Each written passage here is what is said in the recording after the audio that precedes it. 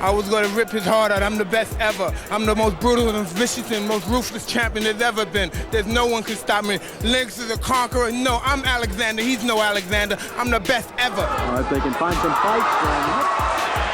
Was in trouble in both the first and 10th rounds, and now he's in trouble here. There's never been anybody as ruthless. I'm Sonny Liston. I'm Jack Dempsey. There's no one like me. I'm from Nairclaw. There's no one that can match me. Right uppercut to the body by Tyson. Again, a double right hand to the body. My style is impetuous, my defense is impregnable, and I'm just ferocious. I want your heart, I want to eat his children. Praise be to Allah. Are you saying now, Mike? If you're a true child of the social media generation, and not a fan of The Hangover, chances are you might not even have known who Mike Tyson was until recently. And he didn't always have that giant tattoo on his face. I'm so happy I had a great tattoo artist because my best thinking was to put a bunch of hearts on my eyes and face like a pirate patch. You know, I'm just, that's what people do when they're high, you know, drugs go certain places. But if you follow the score on social media, and why wouldn't you, you know that one of the biggest stories in sports has been the building momentum behind Tyson's return to the ring. It all started when the 53-year-old posted a video of himself training in early May. Fans, media, and even some boxing experts were all over the footage, saying that Iron Mike looked pretty damn good. Within a week or so, we were bombarded with headlines and sound bites about $20 million offers for Tyson to take part in bare-knuckle boxing, a potential exhibition bout that would pit Tyson against former rival Evander Holyfield, and even Tyson himself teasing a return in a branded Instagram video.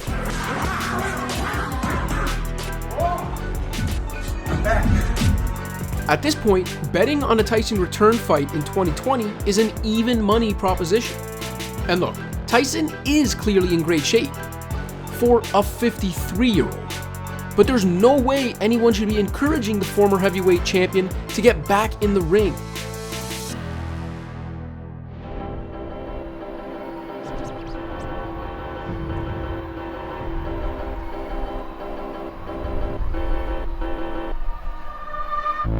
There was a time when the Brooklyn native lived up to his billing as the baddest man on the planet, beginning his professional career by laying waste to anyone who dared step in the ring with him. Kennedy is a boxer, but gets knocked down with a first left hook. Long is 27. Oh, wow. Well, left hook, good night.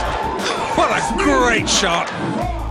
Tyson's path to the top of the boxing world was littered with the bones of men he knocked out in a matter of minutes, if not seconds.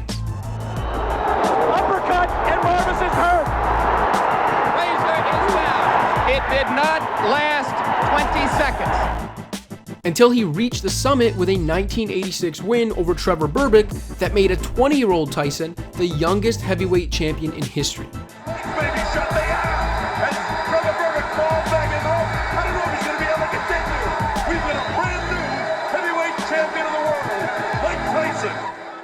Tyson began his professional career 37-0 before losing his title in a stunning 1990 upset at the hands of James Buster Douglas.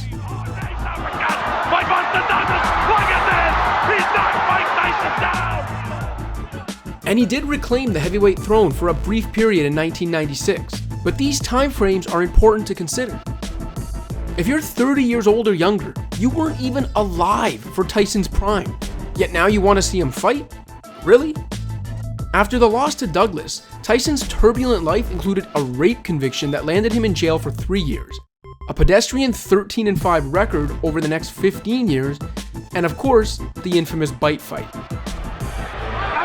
Oh, and some nasty stuff in there. There needs to be a bite almost. Holyfield is very unhappy. Look at this. Do you remember how bad Mike looked in a 2002 mega fight against Lennox Lewis? Or just in general over the final few fights of his career?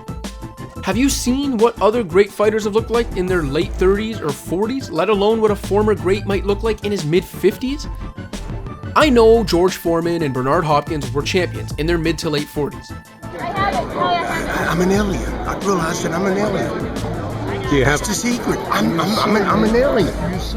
I get that between sports being shut down on account of a global pandemic, the success of The Last Dance, and even something like the match 2, desperate fans are awash in nostalgia right now. But think about this logically. Mike Tyson against current heavyweight champion Tyson Fury? This would be like Wayne Gretzky trying to keep up with Connor McDavid on the Oilers' top line in 2020. This would be like Michael Jordan trying to check LeBron James and Kawhi Leonard right now. Or 79-year-old Pete Rose trying to hit a 100-mile-per-hour fastball. Does anyone really want to see that? Okay, I'll admit, that last one sounds pretty interesting. But seriously, think of how absurd those scenarios would be. Now imagine it in a violent combat sport where you can literally be killed if the mismatch is big enough. If Tyson and another oldie like Holyfield want to hold some sort of harmless exhibition or want to start some type of Masters division, all the power to them. And to the cornermen who have to hold their dentures. Mouth guards. But a bare knuckle fight? A return to professional boxing against a guy who doesn't even spell Giuseppe right? Of course, that's a fugazi. All right? That Tyson Fury exhibition idea? Are you kidding me? Apollo Creed vs. Evander was also supposed to be just an exhibition fight. This is supposed to be an exhibition! And honestly, at this rate, Rocky Balboa is probably the only one Tyson should be listening to offers from. Just thinking you come across like a nice guy, but you're really a piece of shit. Hey, with that comment. Come on, nah, that was a piece of fuck you. That was a piece of shit. You know what? On a positive note, at least we got to see Tyson back in pro wrestling.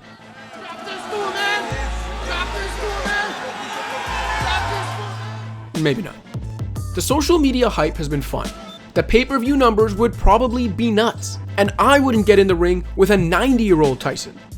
But in terms of Iron Mike getting back into the ring for real, let's just go ahead and KO that idea before it ever actually comes to life. Thanks for watching. If you liked this video and want to see more content like this, be sure to hit that subscribe button.